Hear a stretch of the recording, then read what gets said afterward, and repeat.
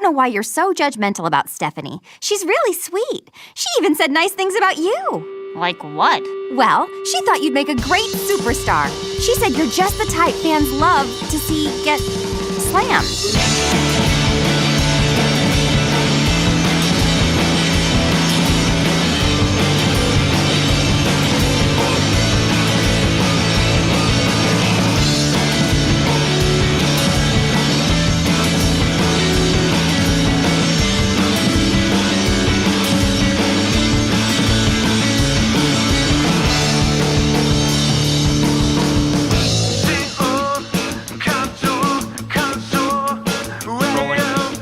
I'm also rolling. Pour one out for Punished Anus. Yeah, I'm sorry. That was my favorite goof I've made in a while. That's, it happens. So it goes. I feel like this has happened before. Remember when you deleted a whole episode? It probably wasn't that good. At least that one was bad. Yeah, no, I'll give you that one. But I only deleted like a third of an episode, which was good, so it probably evens out. Yeah, I'm not gonna hold it against you. You know what? We've kind of structured our thoughts now. We have more coherent ideas. We've been able to sit with Joshikousei, Schools High, Girls High, a little bit more. I've got my second beer, which is gonna sit next year, and my first beer, which is open. And we're just gonna kind of not be as formal as we were the first time. And now we're experts. Yeah. We can speak about this casually rather than needing to dissect it in a less academic way. Yeah, absolutely. Absolutely. But should we go over? Do you have any more expert thoughts on Sean Penn's book? Because we did talk about that, and we talked about how his chapter names sound like $1 Million Extreme World Peace episodes with titles such as The Scottsdale Program and Big Cock. I wonder if you... I find now that when I read something, it changes my outlook on the world. Even, just for the period of time that I'm reading it, it can leave that much of an impression. Because, I basically bookend my day with reading. Because, I'll go to bed by reading a book, and I'll wake up and start reading again. And when you read certain authors, it kind of takes a spin. I don't know if I'm just particularly susceptible to this because I'm a moron, but I find it... kind of paints my entire day in the specific tone of the author, and I look at things in a different way. So when you read a sentence like "Mine for you exists despite the way you cried and lied. Still I need you, beautiful Bob Beam. Yours, Annie, my lovin' vagina, on your team."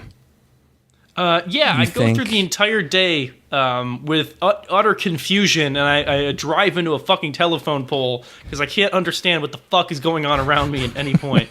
and then all of my relationships are super confused, and I start to question whether or not I'm going slowly insane. You're busting through your job. Sean Penn taught me to punch my way out of the proletariat. Just spinning around. But when you get to the big dick chapter, that changes everything. It's Big Cock, Ethan, please. Big Cock Station. Insect Homicide 2016. It's just oh God, it's my favorite. Are you gonna tell me that's not a hella song title? That's hella. That's I'm thinking it's like thrash metal or thrashcore, whatever it's called. Thrashcore? Oh yeah. Something like Speaking that. my language. Have you listened to JPEG Mafia? No, that's hip hop. I'm not into that shit. Yeah, you would hate it. Yeah, it's pretty good. I'm fucking. My entire life is Thunderbolt now. There you go. It's fucking awesome. Thunderbolt's so fucking cool because it gets to the part that I like about noise rock, which is just fucking riffs, that just drill into your brain, and they put you in a mind state where if you just want to murder.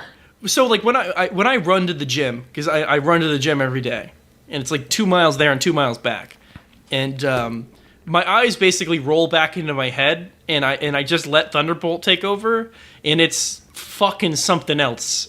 It's just a completely different. It takes you out of your mindset and flips you upside down. And then you just start doing the Naruto run. You're not even trying. You're not even thinking about it. Well, I can't even raise my arms anymore. No. I just get flashes of Mad Max in my mind, and I'm like, fuck, I need to drive really fast, way too fast in the desert, and then I kind of wish for an apocalypse. So because like it would be like the most psychedelic and candy coated apocalypse ever, of Thunderbolt apocalypse. You know what I mean? Just this is probably my 4th or 5th episode in a row of mentioning Thunderbolt, but it could be. I'm a big fan. King Candy with 2 Ks, great song, great, just a great band. Hope they release something new soon. But anyways, I love Kendrick Lamar's King Candy. Seems like bullshit. I think you forget we agreed it was amazing, so you can't. Oh shit! It seems like it'd be life changing, and it would paint your world in a crazy postmodern light. I need to start a mini feature on our podcast where I just read sections of Bob Honey who just do stuff. You should go through a bunch of hack writers' books, or something like that, or just read quotes from who's the horrible director of Girls? What the fuck is her name? Lena Dunham. Yeah, you just got to read quotes from Lena Dunham movies. Just like Lena Dunham, I can't even tell when she's joking, so that wouldn't be a good. I literally can't tell. Like I saw something of her like 2 years ago. I saw she made a tweet saying like, "Just saw Damn Daniel is the most amazing piece of queer performance art I've ever seen." And I'm just thinking, is this a joke? I don't even know what that means. I know some cool queers. Don't get me wrong. Yeah. I'm down with the LGBTQs. I know some cool queer people. I'm not convinced that Damn Daniel is gay. Well, no. What if the video itself is gay? It's been appropriated, you're saying? No, it's just what if the video just is in the state of gay? Let me tell you about good gay media. You probably heard a lot about this now, just on Good Gay Media's review of the Star Wars original, the prequels. It's just. Do you think Poe and Finn are gonna fuck? Yes. That's Good Gay Media, but you consume Giant Bomb content. Yeah. They're all gay. Yeah. Have they talked about Queer Eye yet? About what? Queer Eye for the Straight Guy. Why would they talk about that? That show's like 20 years old. They did a reboot. Oh. It's so good. Why would they talk about that? It's like a video game website. Because they're all Queer Eye is really huge right now in like the just contemporary blogosphere. Oh boy. You know what I love is me some contemporary blogosphere. More like temporary blogosphere, am I right? Anyways, it's a really, really good television program. It's so good. It's just HGTV, but with like the most gay people ever in it, and it's so entertaining. What's HGTV? Home and garden television. Okay. So it's like Extreme Home Makeover, but also they help these like old white men dress like gay people. It's great. It's so fucking funny. There's a line that Connor and I have been screaming at each other for about 2 weeks now. So like they'll coach them on how to be with their wives, you know what I mean? Like, you got to put on a performance for your wife. You got to remind her why she's with you, honey. God.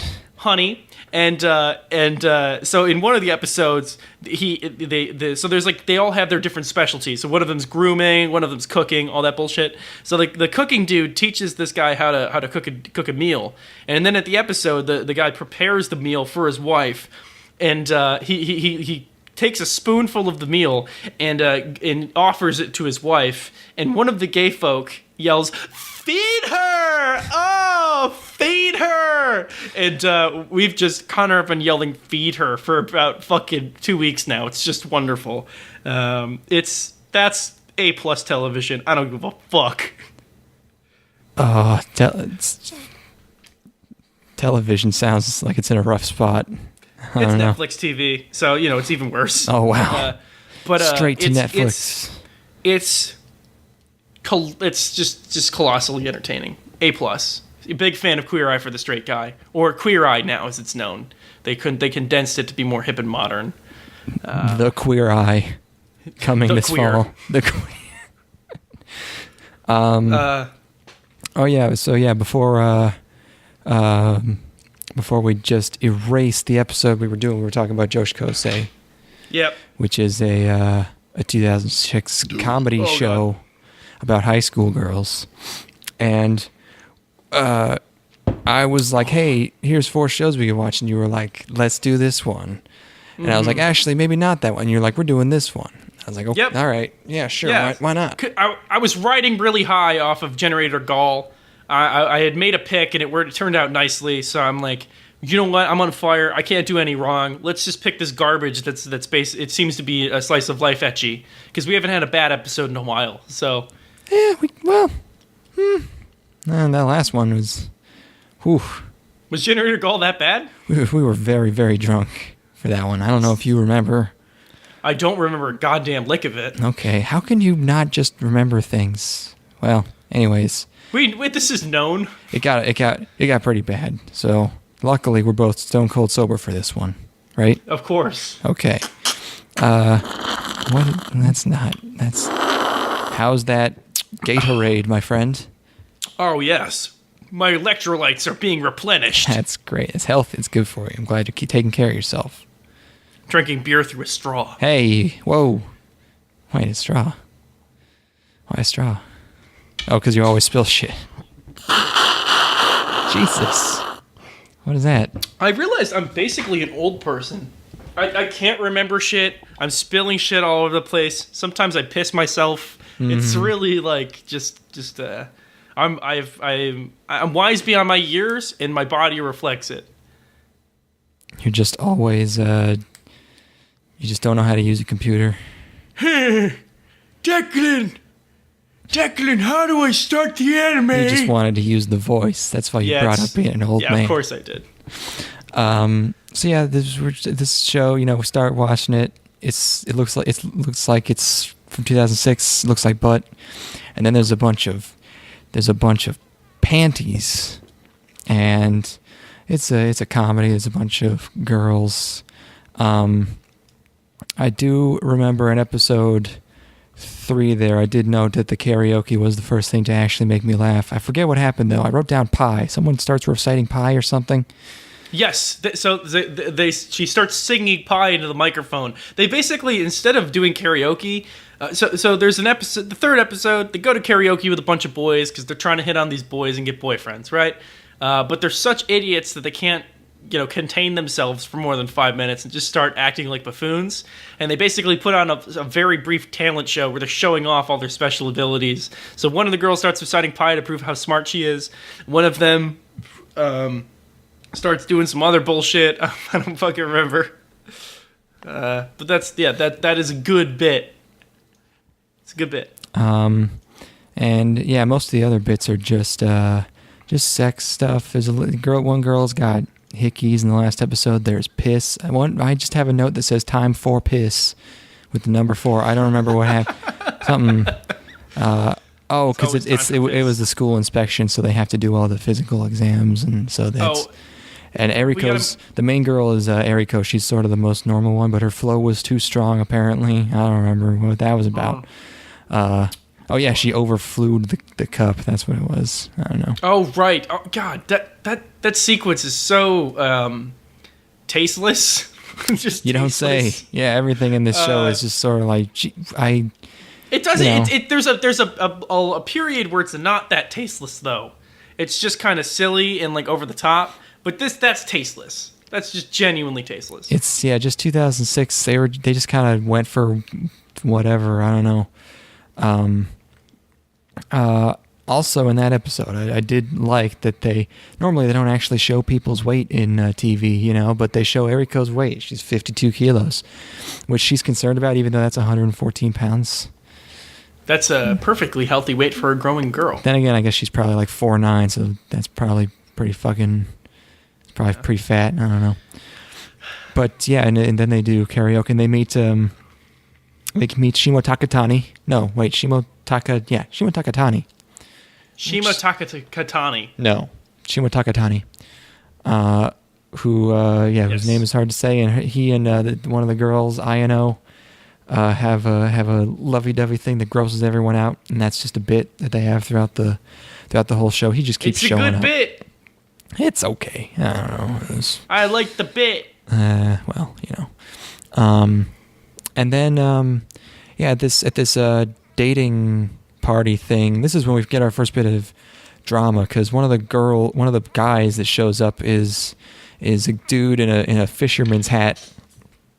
I don't know why one of the ladies invited him to this party, because apparently he is a known player, and takes the little lolly character to a love hotel. They needed 6 boys for the 6 girls. They needed one more boy, and they decided that a pederast would be fine. Are you still talking? Hello? Hello? Oh.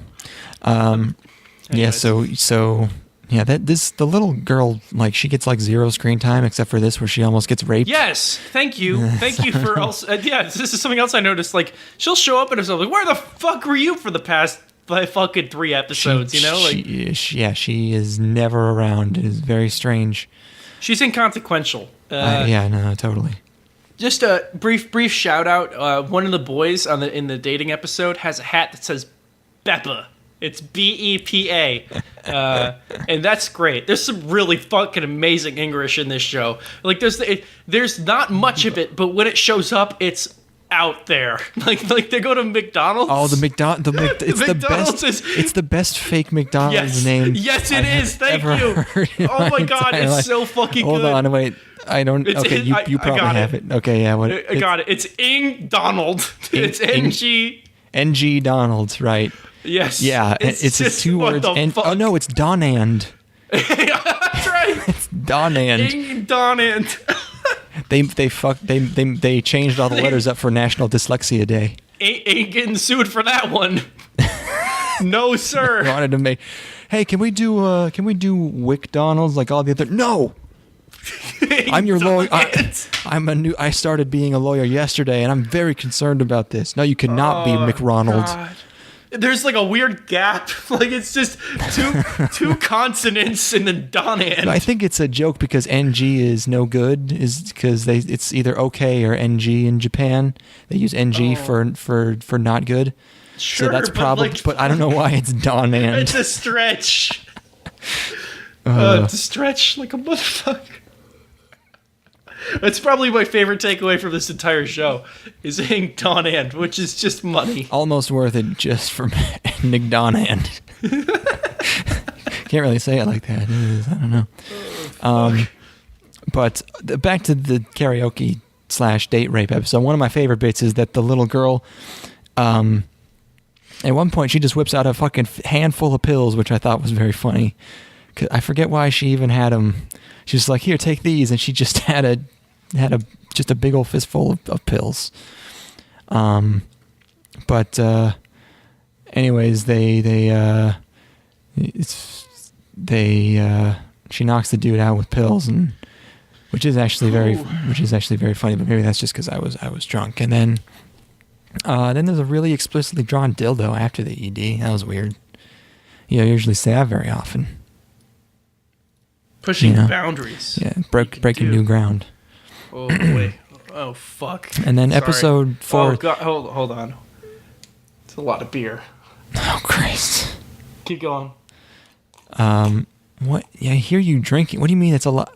You mean it's a lot? Did you spill it, or are you, what? No, I'm already pretty drunk, but I still have a good 2/3 of a beer here.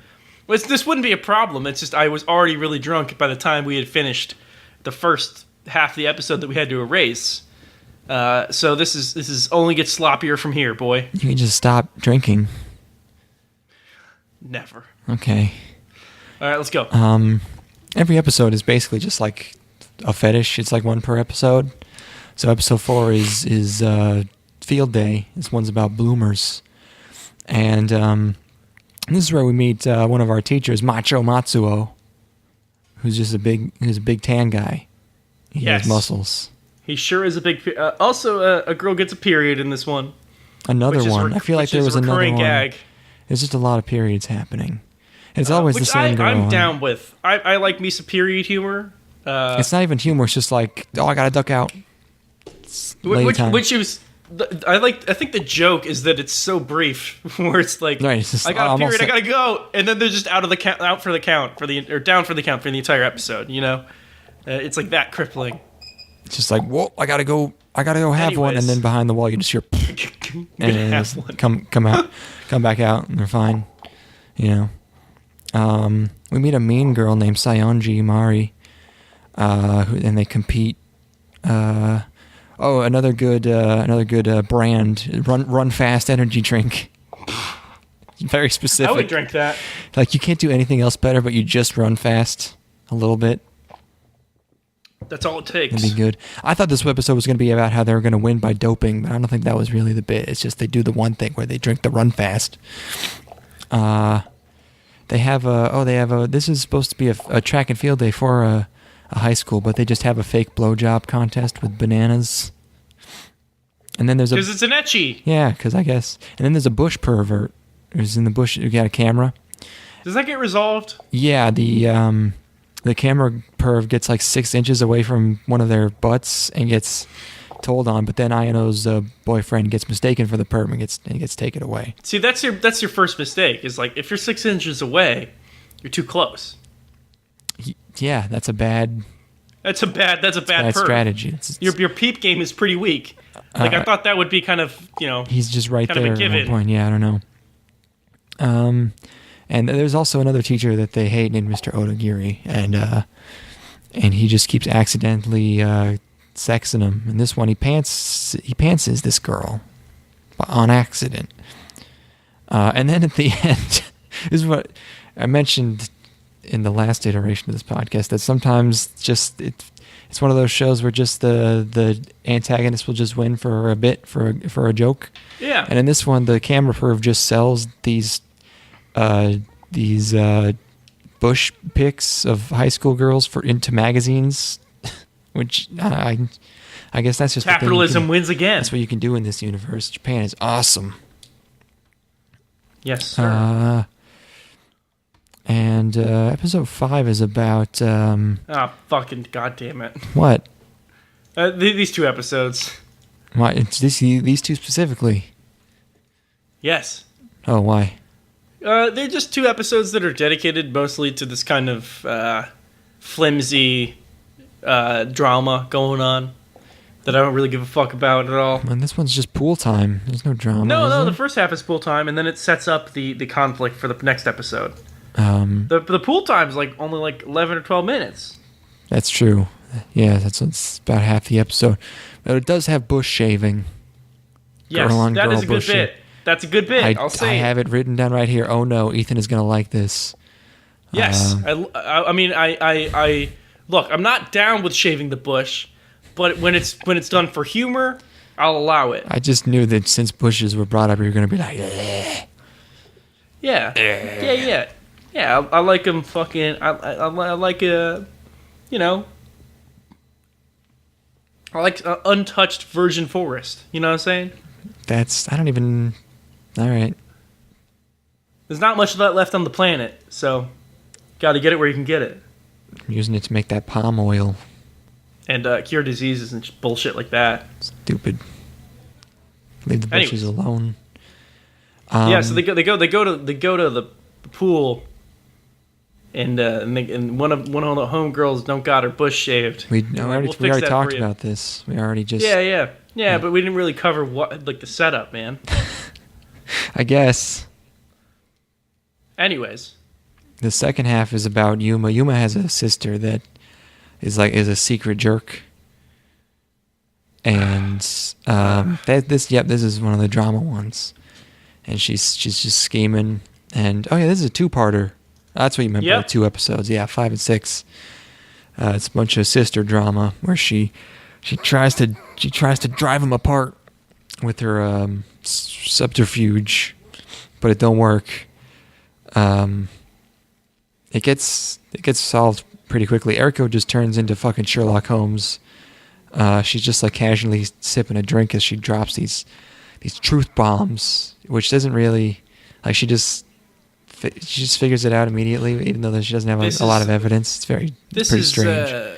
this goes back to one of the biggest problems with this show is that rather than having distinct characteristics, a lot of these characters are just whatever the show needs them to be for the sake of the plot. Whoa, dude, you just fucking owned this show. Take that! You said that. Girls high. You said that so smugly. That was the worst. 2006 ecchi anime can suck my cock. Oh my god! She just Anime masters saw through this bullshit. Deconstructed. Holy shit! Yo, how will 2006 ever recover from this? Fraud alert! Fraud alert! Fucking damn! Entire year decimated. I'm glad to be joined. Historians don't know what the fuck happened. My co-host for this week's episode, YouTube atheist, the rational skeptic, is here, and he's about to. Rational skeptic, what did you think of episode 7?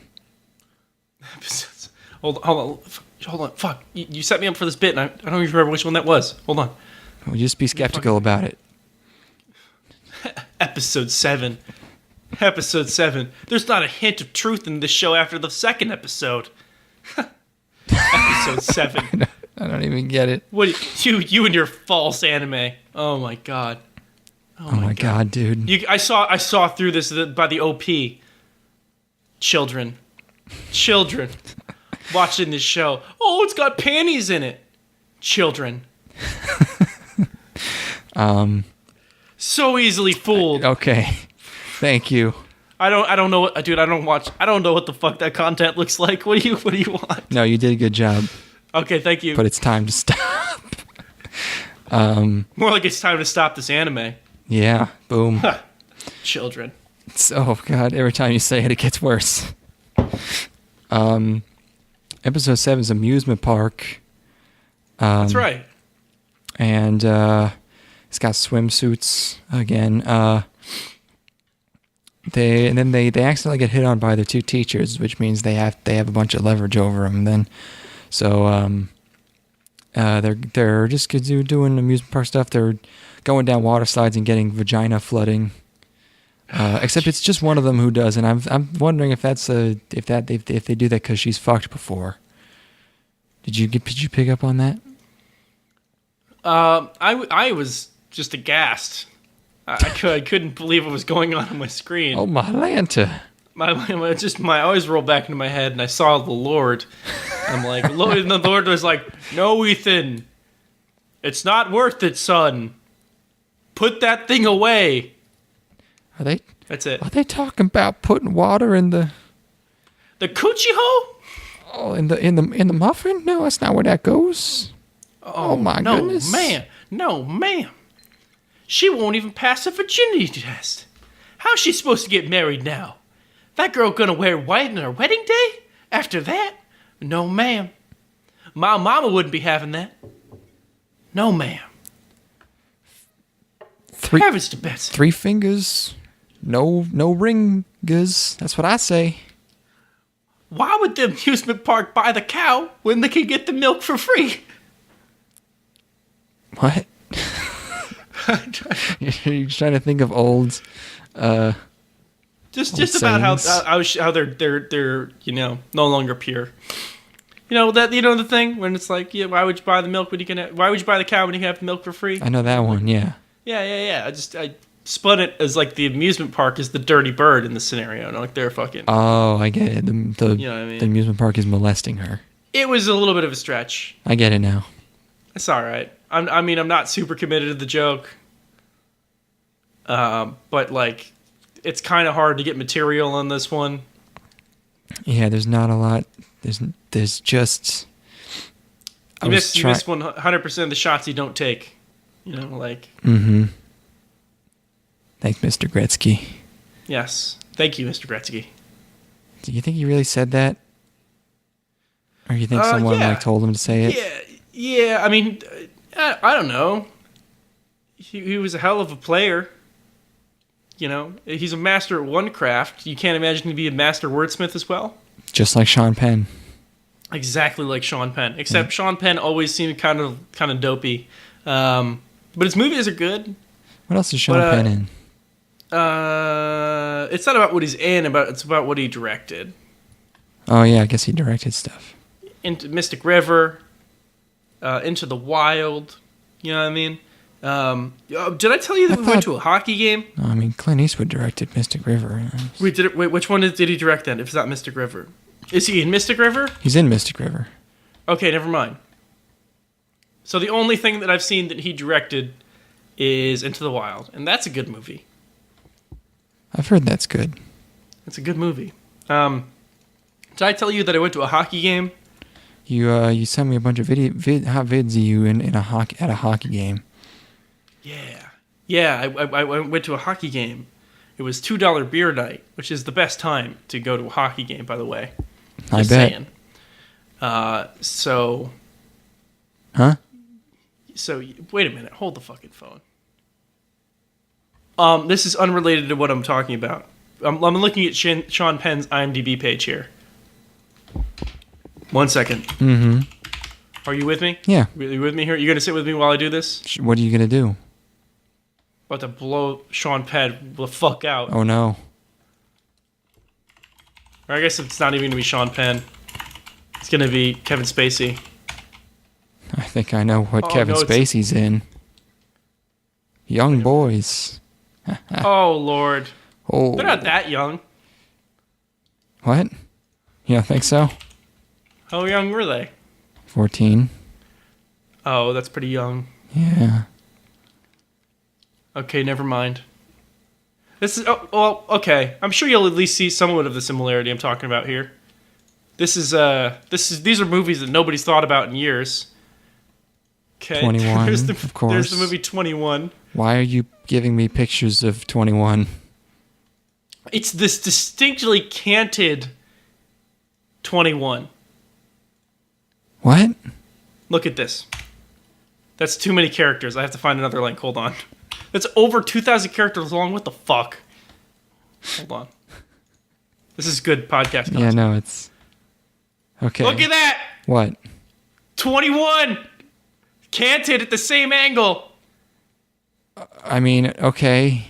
Take that, Kevin Spacey. Well, it's because you got to fit the sort of horn of the one in the little butthole of the two. It's identical. So you can make it really big on the poster. It's not identical. I mean, the angle is the same. Clearly different fonts. Oh my god. You know, it's... Oh my god. Anyway, sorry about that. You let me get on a tangent there. You got to rein me back in. Wait. Look at the posters for the number 23. Oh shit. Oh no, that's not slanted at all. That's just normal. Isn't it written all over Homeboy's face? Well, yeah. I watched that documentary. By the way. About Jim Carrey being crazy. Yeah, he looks like a fucking giant asshole. He looks like such an asshole in that movie. Yeah, it kind of sounds like... I can't believe he also, it's not even like the footage makes him look like an asshole, but he looks like much more of an asshole now. Like when he's reflecting on it, it's self-aggrandizing, and all of his observations are so shallow. This he picture says them as if they're the most profound thing ever. This picture makes me want to see the number 23 because it's Jim Carrey covered in tattoos and blood holding a saxophone. Wow. And it looks pretty fucking okay. Who am I anyway? You know, like I wish you made the documentary about the number 23 instead. Just the making what is of the number 23. It's he keeps seeing the number 23 anywhere and he goes crazy. Because 2 divided by 3 is 666, except it's not. It's 666 repeating, which is like not. That's not the devil's number. That's just math. Don't you generally cut off? I guess you cut it off after 2 figures because you put the line over it. It would be 667. You know, it's not. It's nothing. It's nothing. No. It's just nothing. Well, there you have it. I think it's just a ripoff of. Is it called Pi, the movie? Yes, the film is called Pi, the Darren Aronofsky film. Yeah, that one's supposed to be good. Never seen it. Probably should. Probably. Anyways. We're on... You know what else I saw? What'd you see? Saw The Isle of Dogs. Oh, is that out? It's a great movie. I was super about that. People don't like it because it's racist. Racist against the Japs? Yeah, because it puts Japanese people in a movie. We should introduce them to our podcast. for some proper Japanese respect. Yes, absolutely. Every 2 weeks, we shine a light on underappreciated Japanese media. So I like the dog movie. Her pencil! Oh, pencil's so sexy! Oh, dogu look so tasty. Fuck. Anyways, I saw the movie. It doesn't appear to be racist. Dogu kawaii desu ne. Oh, oishii. What? It's like, I don't understand. I don't understand what about it is supposed to be racist. Like, what is racist here? You could have made those characters any other race. Like, it's there's nothing inherently. I don't know. I'll have to see a coherent, outlined argument as to why the movie's racist before I really judge my opinion, because my initial take was not racist, but I'm obviously not of the race of the film's about. So, like, I probably should see an alternative perspective before I, kind of make my conclusion. Good luck. But I really, I just enjoyed it. And, like, there's nothing abhorrently racist in the film. Like, nobody's slant-eyed. You know what I mean? There's no, like, they don't look like fucking South Park characters. They're treated with respect. They're well-developed characters. They have motivations. They have backstories. They're not about my honor. Oh, so dishonorable. You know what I mean? Like they're like people. They've got they're well developed. I ate this sea urchin with my Japanese sword. No, not at all. Not at all like that. See, I can't believe you haven't realized that Wes Anderson is a gigantic open racist. I mean, look at the guy. Look at the guy making a movie about Japan featuring Japanese voice actors in some of the roles. Look at that guy. The thing is, this has happened a million times before. If people think it's racist, Japan is going to fucking love that movie. They're probably going to adore it. It makes them look great. It makes their kids look like the most heroic people ever. Japan is going to go fucking nuts for this movie. Next they're going to be telling me Song of the South is racist. Like, come on. Look at how happy that black folk is. He's having a great time. Yes, sir. I sure do love rowing on my boat. It's not racist. It's aspirational. All black people should talk like that. I don't understand. Yeah, he looks like he's having such a good time. People would like them so much more. I should talk like that. Yeah. Yes, sir. I'll take care of that paperwork in just one moment. Lickety split. No, I do not know that specific JavaScript library, but I sure can research it for you, massa. God, no. My Cajun accent is literally derived from Mark Hamill's accent in that Scooby-Doo movie. You know what? Is Mark Hamill in a Scooby-Doo movie? You know Curse of Zombie Island? Oh, he in that? Yeah, he's the boat, the guy who drives the boat. Oh God, he's the boat captain. How much of the movie is he even in? If you want haunted, you'll come to the right place. Nice. That's my entire accent. That sounds more built Mexican. Around that. That's Mark Hamill in that role, which makes you realize I'm not racist. I remember. All I remember him saying is, "This thing don't turn on no dime." That's the only line I remember from that whole movie, because that was the first time I ever heard the expression "turn on a dime," but I understood what it meant immediately. So I was like, "Oh, that's neat." Scooby-Doo, educational and funny, and extremely racist. All again. Yeah, also. The way that they don't got no minorities in that one. I'll give them that. The zombies are all Dominican, actually. That's not true. That's just what Dominican people act like. It's not true. A lot of them are Southern soldiers. Okay. And then they got colonists. Finally, they're getting along. Well, it's kind of whatever. I won't delve into it. I could go for hours on the deep mythos of Scooby-Doo Escape, the Curse of Zombie Island. Is Zombie Island related in some way to that goth bitch band? It's of the same 4 reboot films. I know that. Yeah. Okay, but there's no continuity between those. Loose continuity. Very loose. Oh, Basically, the Zombie Island is them getting the gang back together, and then from there, it's just them getting back up their old hijinks. I really want to see the crossover film where they really kind of unify the entire universe and get WWE people fighting zombies and also, grappling with New England witches. Oh yeah, do they have a third? Do they have a third Scooby-Doo WWE movie yet? The last one was so baffling. I can't imagine they can come up with a more farcical concept than that. Yeah, because take that WWE racing movie. There was one that was just WWE, and then the next one was WWE but monster trucks. Yes. Let's see, sequel. They have so on the Scooby-Doo Wikipedia page. On the right side, they give kind of like an abbreviated overview of what Scooby-Doo exactly is. They have all of the films listed under Scooby-Doo, which I really appreciate because it makes it super easy to browse that webpage. But right now, Scooby-Doo and the WWE: The Curse of the Speed Demon was the last film in the Scooby-Doo WWE crossover universe. Bummer. Which is quite a bummer. Yeah. We've got untitled Scooby-Doo animated film coming out in 2020, so you can look forward to that. Surely they have one planned for 2019. No, it looks like they're going to skip... Daphne and Velma is coming out in 2018, unless that gets pushed. I got to pee again. Hold on. All right, I'm back. Okay. I feel like we got off topic here. It's for the best. Joshikousei High School Girls. What's going on? We were on the amusement park episode. There is a handsome lesbian couple that occasionally will just make an appearance randomly. I wish they did it. It's a decent gag. They just don't develop on it in a meaningful way. Yeah, it's just sort of every once in a while it's like, oh, they're doing that again. And it pans over and they're doing it again. Yep. Being all lesbian and shit.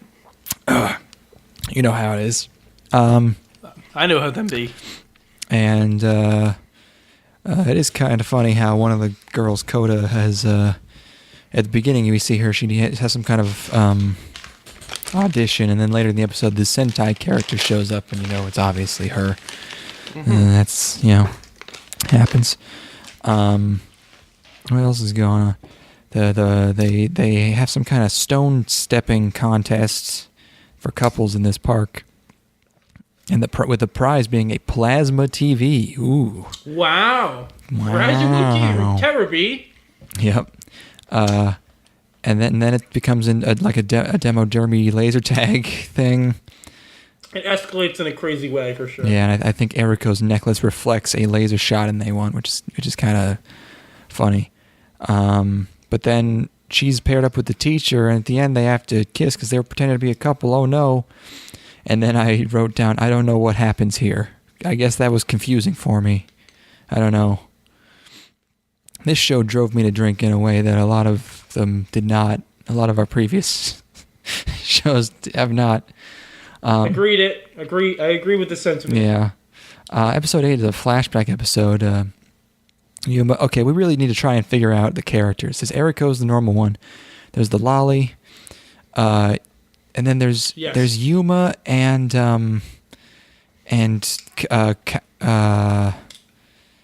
should just bring up the... Okay. I should just bring up the page here. Okay, so there's Eriko. Kyoko is sort of the pretty, like the one she's got a boy. She's like the most Kyoko has that distinguishing characteristic. That's like the thing that separates her from the other is that she's not a virgin, which makes her a little bit more chill. She has more clout. Apparently she's good looking, even though she looks the same as all of them. She's got curlier hair. I guess that's supposed to mean she's pretty.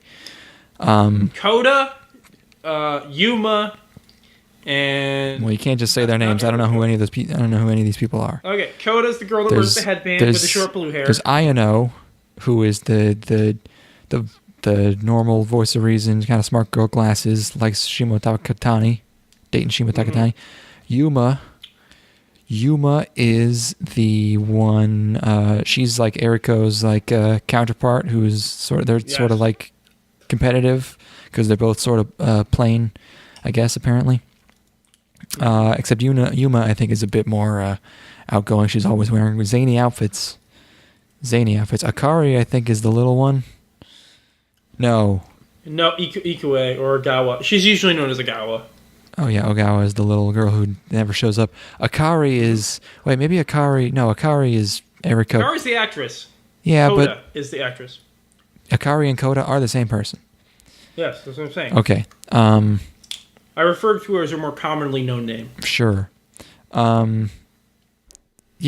Akari and Yuma are just kind of the same person to me. I don't know. They're indistinguishable. They're indistinguishable. Which is really a shame, because like Akari at least gets the benefit of having the arc as an actress. Yuma don't got shit. Yeah, I don't know. Eriko kind of gets lumped up into that sometimes.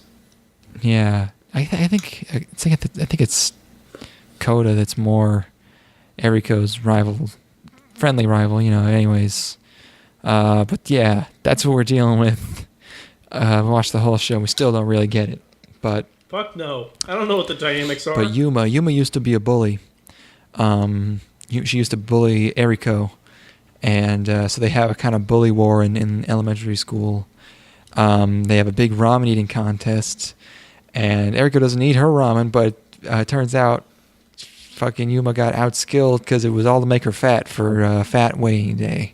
So he got her. That was good shit.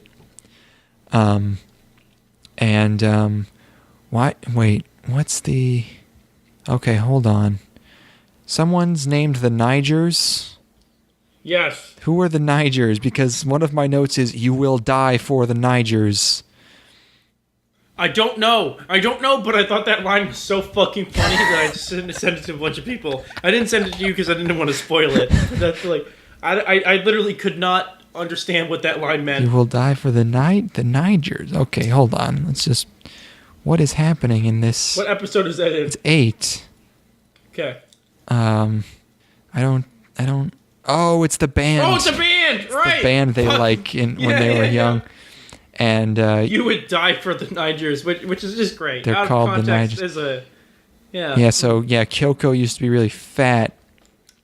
Yeah. And she really liked this band, and her and one of the other girls, they bond over it after they don't like each other, or something. Oh, and then there's 2 groups of 3 who knew each other before they met in high school, and there's 6 of them. And it turns out they crossed paths before they even knew each other, because it was them. Whoa. It was the Eriko group that convinced Kyoko not to be fat anymore to win over Mr. Odagiri. So it's like bumping into each other at a train station. Like, I wonder if I'll ever see that person again. It's exactly like that. I wonder who they are. Except if you convince them not to be fat anymore. So she goes she loses. She only lost 17 kilos, which It looked like a lot more than that, because she goes from being real fat to being a normal anime girl. She might have gotten tall, too. Could be. But then it turns out she doesn't even like Mr. Odagiri. Oops. Uh-oh. And then episode 8 implies that Akari is going to die, which I thought oh boy, here comes more drama. But then it turns out she's just practicing for a role. Except it's not like a misunderstanding. She just tells everyone that she's going to die, which is pretty fucked up. This episode, this is the episode that kind of made me realize that this show lives and dies based on how good the concept for the episode is. This episode is fucked up. I wouldn't say it's consistently funny, but throughout the entire thing, you're watching it's hard not to laugh at the dark comedy of a bunch of characters thinking that the friend's gonna die, and meanwhile they're just being an asshole. And we're totally privy to the fact that they're a giant asshole. So there's dramatic irony there. That's pretty funny. It's just I just couldn't stop thinking just how fucked up would that be, just thinking that your friend is fucking terminal for a week. And it's not even just that.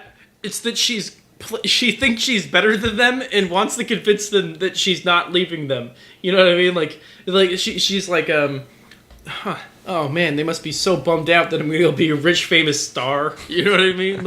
She's so into herself too. So they're feeling really bad for her, but at the same time, she's a giant ass. Mm-hmm. So they've it's really, really great. It is a weird mixture of funny and sad in that one. Yeah, that's a goodie.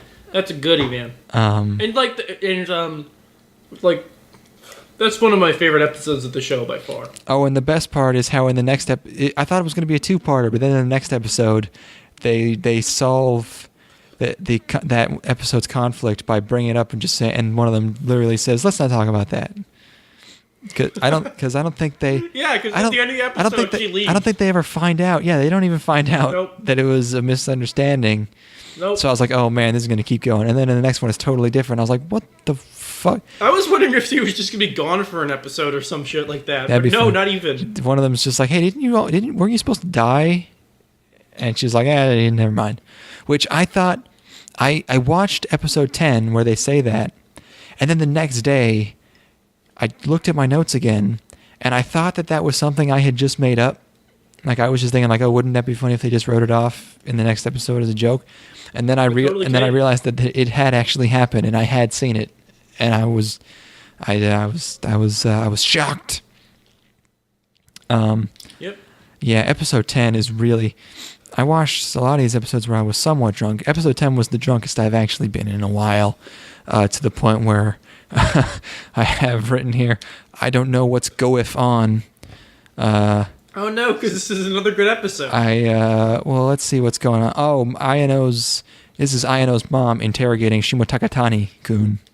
This is great. Well, this is where Shimo Takatani is proved to be worth his medal. Right. He's a genuine fellow. Oh yeah, no, I never doubted Shimo Takatani's authenticity.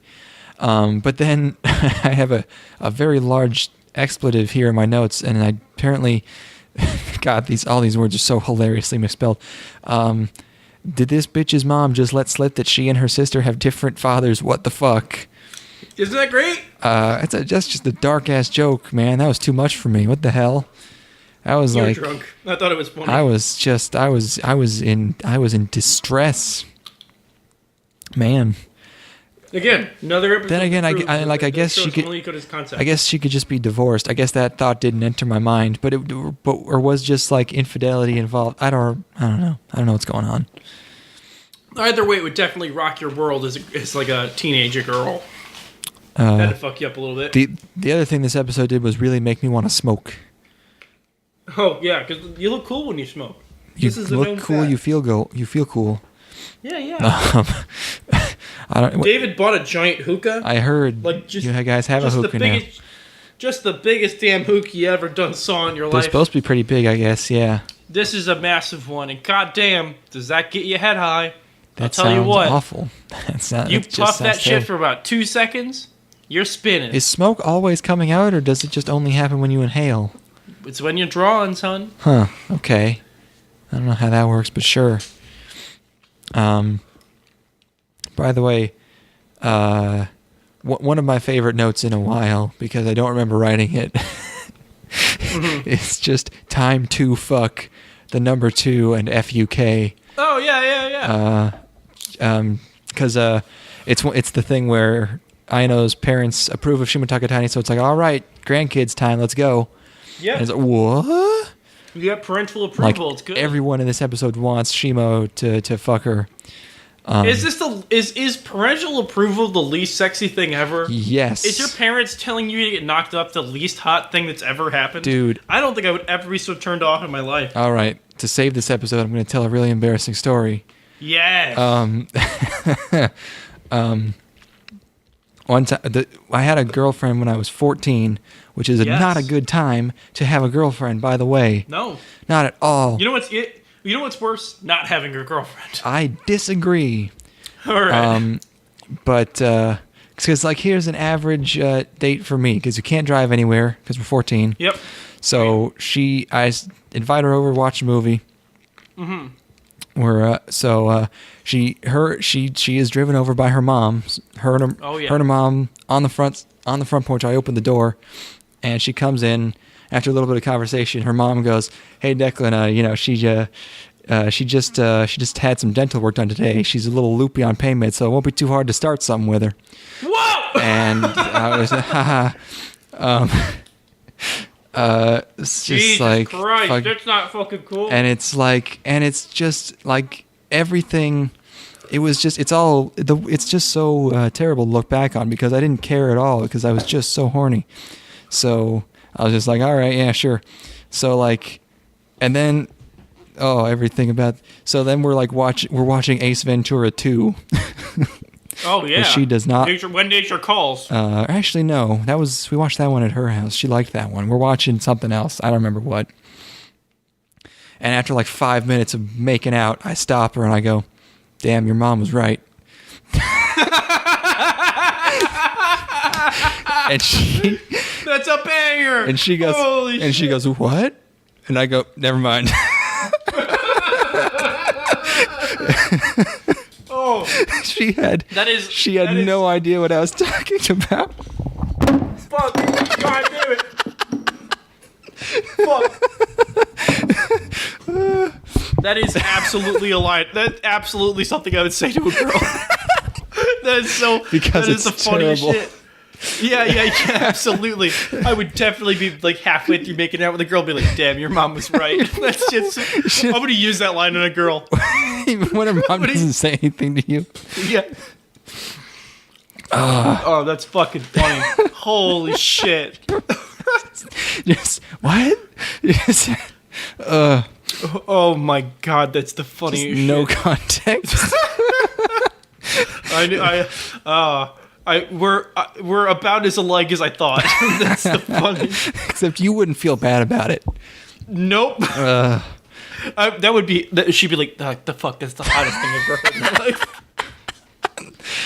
life." Holy shit. That's very funny. Thank you. Yeah, no problem. I don't know if you've noticed, but I have a mouthful of sunflower seeds right now. Oh, okay. That's sure. Why not? Not dipping, I swear. Too bad. Anyways, occasionally just want to hear, you know. So yes, confirmed. Parental approval is the least sexy thing ever.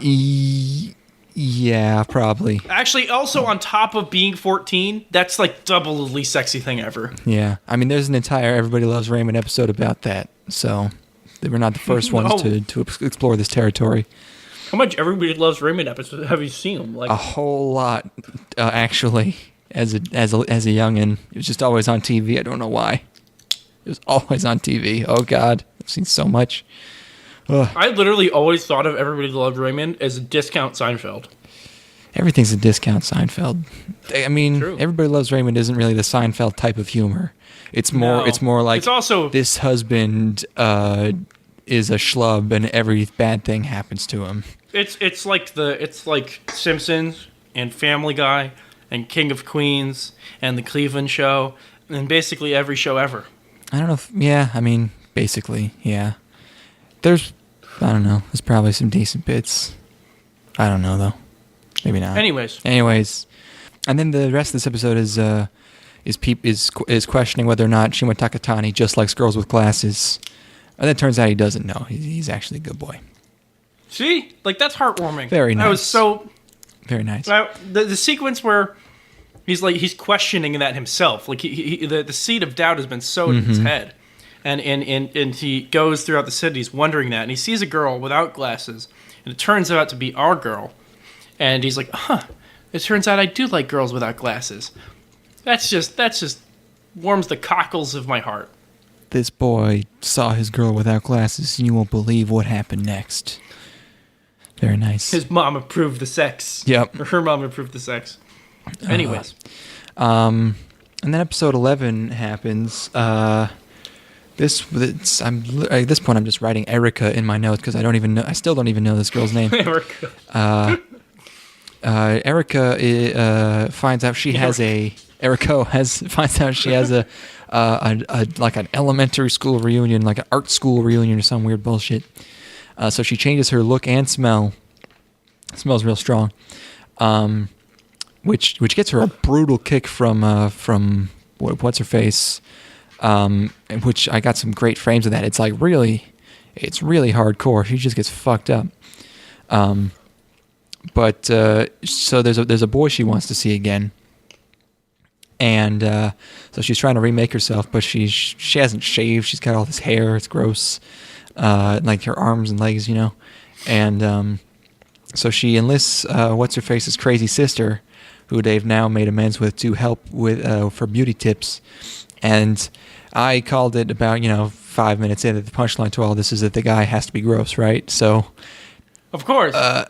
At some point they decide that she has to knit a scarf for him, which is the most retarded thing ever. But at least they bring attention to how fucking weird that is, because she hasn't seen him in like 4 years, and she's just gonna bring him a scarf. So she knits him a scarf all night, and then she goes to the party, and they're all wearing wild outfits, and she has to go back and get it because she forgot it at a house, and then the scarf got thrown away somehow. It's a whole thing. Shimo Takatani-kun shows up at the party as well. That a crow has a scarf and it drops into a truck. And, it's crazy. It's a whole thing. And then to distract the boy, Akari puts on some spandex and like pasty things and like literally spreads her shit wide open to distract him from the other girls that are surrounding him because he's so hot. And then it turns out it's not him. It's actually the fat guy next to him. That's the boy I called it. And then Eriko, when this fat guy finds out that she used to like him, he carries her away, and I'm gonna call it right there that Eriko has canonically been fucked all night by this giant sweaty fat Dojin man. That's what I believe. I'm gonna call it right now. That guy was actually kind of cool looking. He's very, very obese. He's a big fat. He's in the look. He's fly. He's in the shot in the background. He's got this fucking awesome scarf on. He looks pretty fucking cool to me. He is definitely in the Guy Fieri continuum where it's like, this guy is disgusting and probably smells like blue cheese, but he reminds me of 2002, and that's really all that matters. Why is his scarf all rolled up? Like he's fly as fuck. I disagree entirely. If it had flames on it, it'd be better. His whole look is pretty good. He's got like a pink shirt on, spiky hair. Like he looks dignified until he talks. Yeah, he sounds like kind of a goob. Yeah, but like his whole aesthetic is kind of artsy and cool. I don't know about it. Artsy. He went to art school. This makes sense. This is a semi okay episode. Sure. I mean, this one is. I thought it was like it's just I thought like most of the episodes are part A, part B. This is just an entire episode of making a scarf, going to the party, finding a scarf. It's the whole thing. Boy. Yep. And finally, episode 12. Suffering ends here. It's the cultural festival, and here's where we finally reach just flat out prostitution. These girls have been doing wild stuff this whole time, but all within the ecchi realm. And in this one, they just basically form a soap land to be the best cultural festival booth. This is hard ecchi. We've reached peak ecchi. They just make a soap land. They decide they have get in a competition with the other class to see who can bring in the most guys for their maid cafes, and then they just eventually change their maid cafe into like a swimsuit one. The other one changes into like a little sister one with bloomers, and then they finally just get access to the pool, and they just rub their bodies on dudes. There's a sequence that I was laughing so fucking hard because I couldn't believe it, where this girl's just fucking massaging this dude with her puss. Yeah, Eriko is our every girl. And Odagiri is like the gross, weird teacher that they hate the whole time. Mm-hmm. And she's like, all right, let's do it to it. And she's just fucking. It's the last episode. Fucking everything's out the window. And yep, it's full on. They're going for it. Right. She just rubs her beef all over. All over. And then her titties and stuff. Mm-hmm. And then the show ends. Yeah, there's a bunch of stuff like, the whoring's taking too long because I got to service each man individually. And then Yuma has a period again. And then the fake childhood friend from the last episode is back and asks Akari out instead of Eriko. So Eriko's alone to deal with like all these customers. And I was hoping for like a gigantic Eriko gangbang to go out on. But instead... the little manipulative sis shows up and reveals that the boys are into like really quick, intense femdom. So she just steps on all of them, and that's the solution to the final episode, which is pretty funny. Isn't that shit great? And then that's kind of it. And then the point is that they're morons, and they're the moron squad or whatever, and that's the end. That's it. Yep, we truly were the moron squad. Yep, we really were high school girls. It's a 6. Wow, really, huh?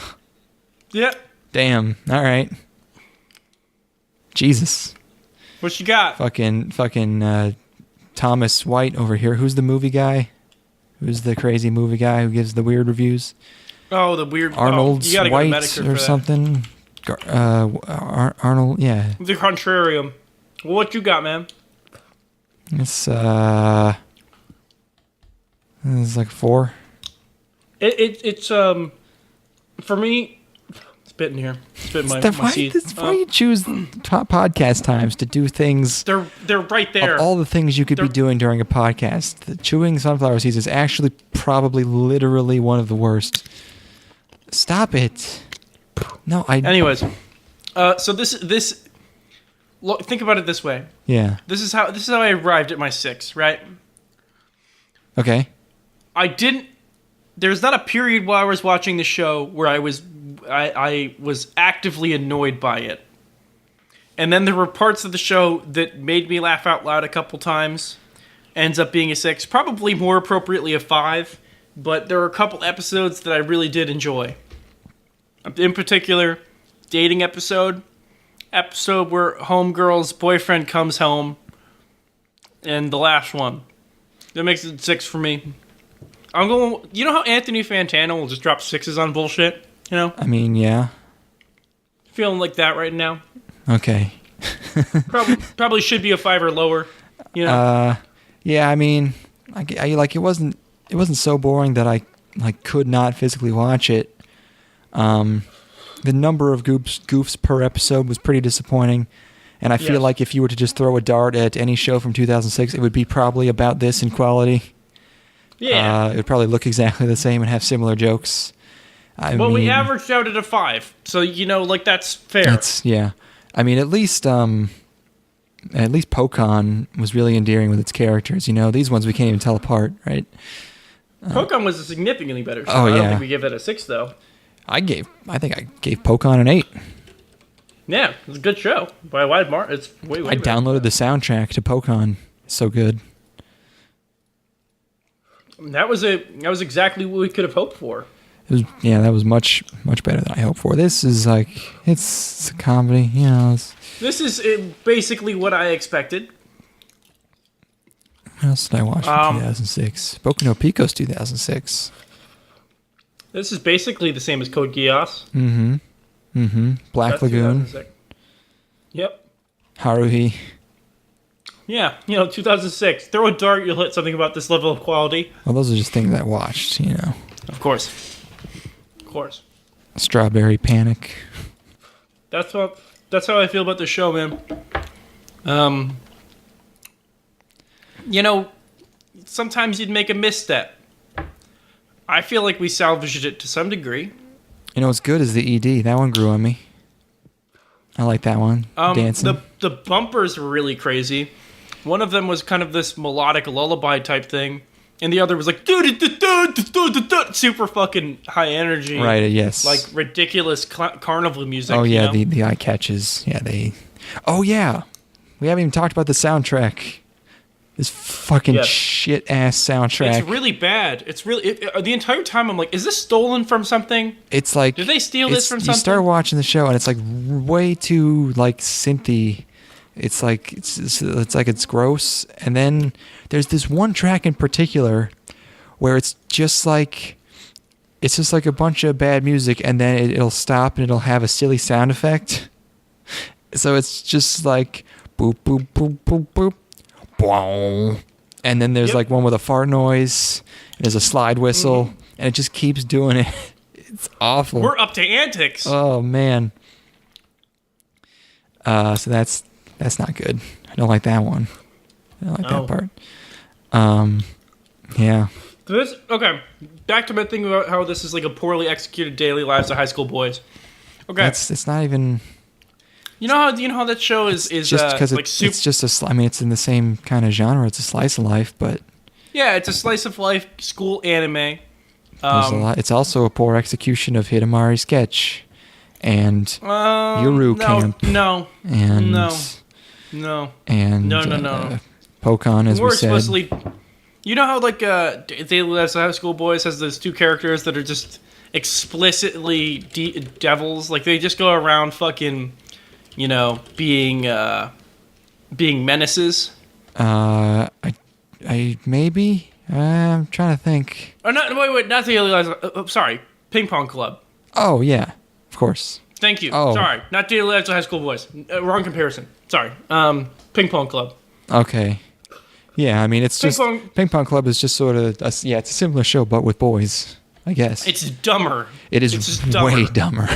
It is dumber, and by proxy, by result of that, it is funnier because it cares less. Yeah. Yeah, that's probably true. Yes. It has those two characters that are menaces, similar to one of the dynamics in this show between the two characters who it's like Coda and the other one. They like kind of pair off and will sometimes be like a duo. You know what I mean? Yes. They have a tendency to fuck each other over the way they do in Ping Pong Club. Yeah. It's as aggressively sexual as Ping Pong Club at times. No. Nah. Ping Pong Club had balls and tits. No, it had balls and penises. They showed balls and penises in that show. Also rape. And there was also rape. Or at least attempted rape. Comedic rape. Wow. The 90s were a heady time. Yeah. It's like a worse version of that, but it's got girls in it. They talk about periods instead of boners. I can see. Yep. I feel ya. If it was written better and had a little bit of the stupidity of Ping Pong Club, it could be better. It's not the worst thing I've ever seen. If it was better, it could be good. I agree. Mm-hmm. Yes. Yep. Yes. Yep. All right. That'll do it. I have some ideas for some shows that we can watch that will be good. All right, let me know. What we got? Well, I'm not going to let you know, Ethan. Do you want to know why? Why? Because spring 2018 starts now, motherfucker! No!